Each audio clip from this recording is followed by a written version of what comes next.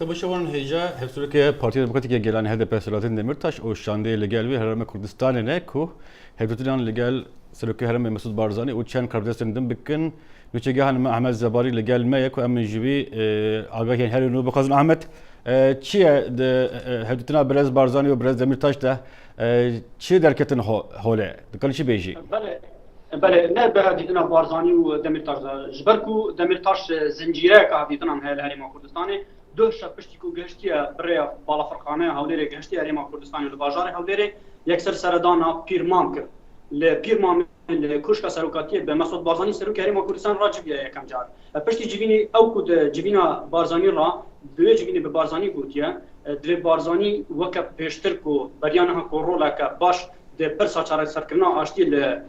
د چاره سرکرنا پرسا آشتی ل باکور کردستان ترکیه ده بویا به همان آوار رولا خود بینه پشتی وی جوینه ایرو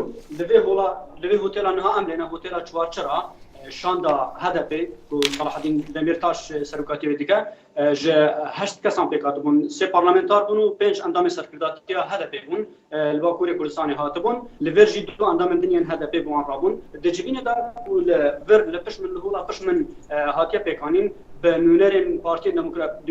بنونرین پارتی هرم کردستان و هر وها چالاکوان و روزنامه‌وان و کساتین سیاسی هرم کردستان راجع صلاح الدین دمیرتاش وانجی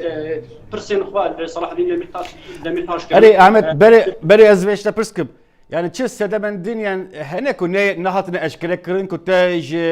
şande HDP yanjı şande hereme te vergirtine yani ev te goti bir fermi te ragandın çi sedemendin hene bengi hede ku hatına van bele Salah Edin Demirtaş ero liver tiste gu hevi dikam dixwazim ji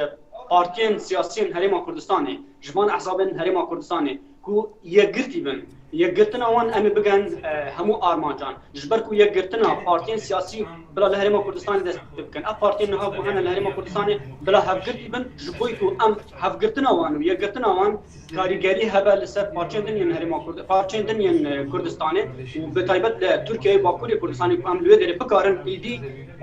ew armanca ku me heyan neteweyî me hemû bi hev re yek armanca neteweyî hebe û em bigerin wan armancên xwe ji ber ku ew dixwazin yekî jî bêjin di serdana xwe da ew ê ji bo 4 rojan li Herêma Kurdistanê bimîne